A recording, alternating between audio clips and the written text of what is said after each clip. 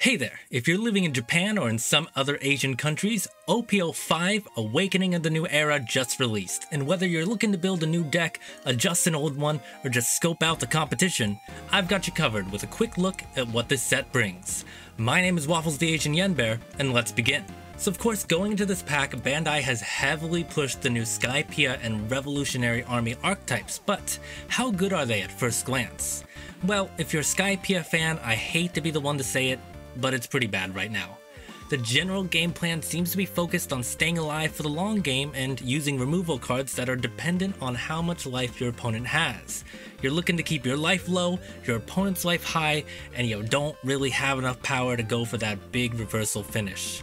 The archetype could improve in the future, but I wouldn't be too worried about facing Skypiea decks anytime soon. However, there are a few standout cards we should go into. The new leader Anel basically gets a revive once per turn if you hit 0 life. As a leader, it's pretty decent, and mainly I could see him acting as a variant of Big Mom Pirates for those who don't want to run Katakuri, but that's about it. You've also got a new 1-cost yellow card coming out in Pagaya. It's counter plus 1000, and once per turn, whenever a trigger is activated, you get to draw 2 cards and discard 2. Yellow gets a little bit of a draw engine in Pagaya, so I could see many slotting a couple copies into existing decks. Now, even though Skypiea was disappointing, I'm happy to report that the Revolutionary Army looks extremely solid. The archetype is all about having cheap cards that gain effects when they or allied characters have 7,000 or more power. It looks to be an extremely offensive, consistent, and fast archetype that I have no doubt we'll see a lot of in the coming months. This set comes with 2 leaders, although I suspect the red-yellow Bello Betty will be more often used than her Sabo counterpart. Bello Betty has once per turn you can discard 1 Revolutionary Army card, and then you give up to 3 characters with the Revolutionary Army trait or trigger plus 3000 power for the turn. So that's 3 cards plus 3000 power. That puts pretty much all of your Revolutionary Army cards over the 7k threshold, and many of them live in that 3 to 4 cost area, so I'm sure you can see where this is going. Sabo, on the other hand, looks to be better for decks that aren't explicitly based around Revolutionary Army. He's red and black and has Dawn X1 once per turn during your opponent's turn. If a character with 5000 or more power is KO'd, it just gets 1000 power for the turn instead. It keeps your big hitters alive, but unfortunately this is not Sabo from Dressrosa, so I don't see him replacing Rebecca or anything for the Dressrosa deck. We'll have to see where this lands. But getting back on the Revolutionary Army hype train, let's talk about the consistency. You've got your traditional low-cost searcher in Bello Betty that lets you look at the top 5 cards and grab a Revolutionary Army card. Big deal, right? Well, what makes this archetype pretty special is its stage card, Revolutionary Army Headquarters. Once per turn, you can discard a card and rest the stage, and then you get to look at the top 3 cards of your deck and grab a Revolutionary Army card. With a once per turn permanent searcher and the extra search in Bello Betty, you're going to be able to get the cards you need pretty easily. But what cards are those, you might ask? Well, one of the standout cards for me is Mori. He has when attacking, if his power is 7,000 or more, your opponent can't activate blocker. He starts off as a 3-cost 5k power character, so with Bello Betty that is a 3-cost 8,000 power character that cannot be blocked. He doesn't have any counter, but he does have trigger, discard a card, and play him. You've also got Emporio Ivankov at 4-cost 5000 power that has activate main once per turn. If his power is 7000 or higher, play a Revolutionary Army card from your hand with 5000 or less power so you can swarm the field. Now really the only thing I think that Revolutionary Army is going to struggle with is maintaining resources. This playstyle is definitely going all out from the beginning, but you gotta keep discarding cards to use Bello Betty's effect, so you might want to consider how you're gonna manage your resources. But those aren't the only new archetypes coming in this set. You've also got the Celestial Dragons making their appearance, and just like their in-universe counterparts, they are garbage. Essentially, it's meant to play like an event version of other Navy decks, but with the only characters on your field being Celestial Dragons. It seems like it might have kind of a neat combo by reducing a lot of your opponent's characters' cost by 0, but I kind of see this deck being a gimmick at best. But how about existing archetypes? Well, a few of them got some pretty decent upgrades. Vivi's Alabasta deck got a much needed boost, and they seem to be leaning in on the whole lowering opponent's power and then KOing with Chaka thing. You've got Pell in the set who has Donquixote. When attacking, give one opponent's character minus 2000 power for the turn.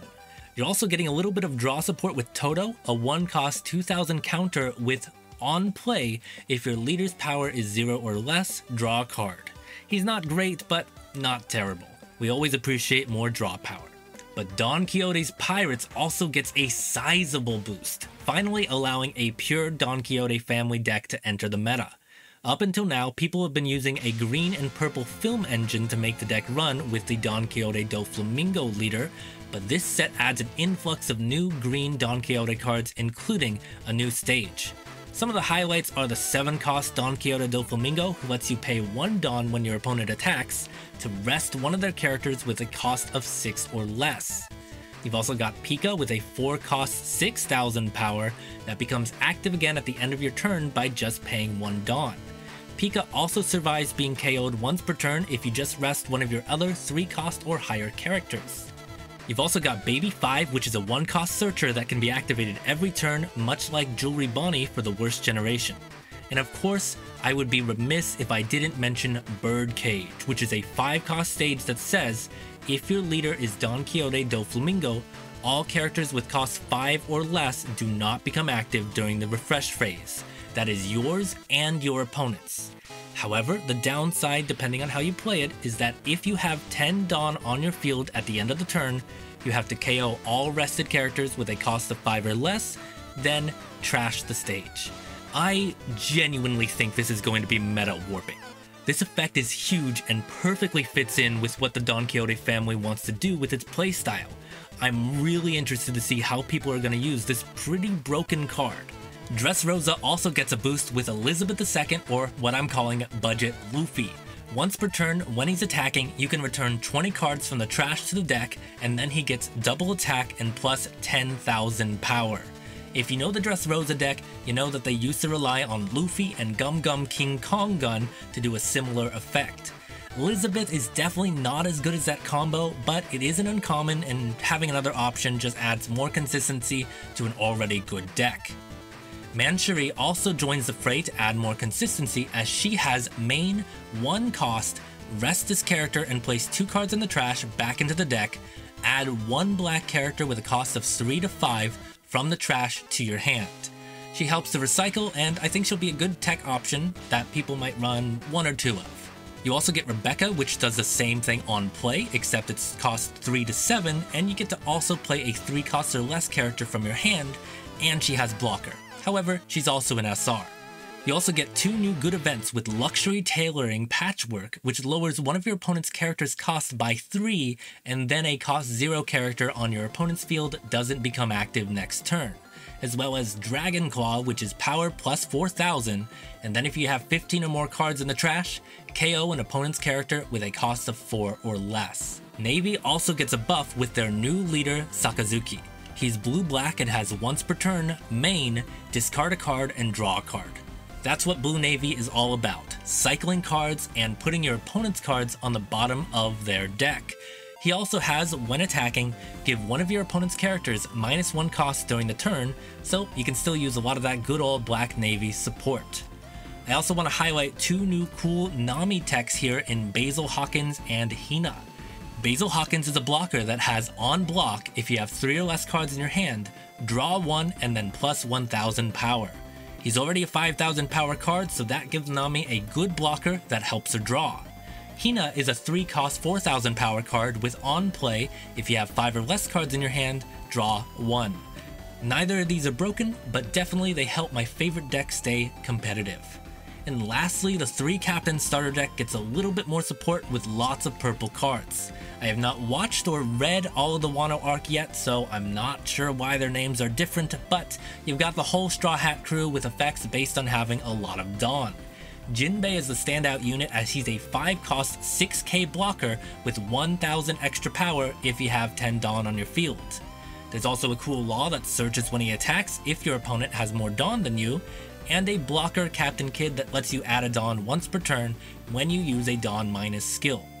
Now that's everything you need to know about the Awakening of the New Era playset, so head on over to your local game store and pick up a few packs so you can be prepared for a brand new era. My name is Waffles the Asian Yen Bear, and I'll see you in the next video. Bye-bye.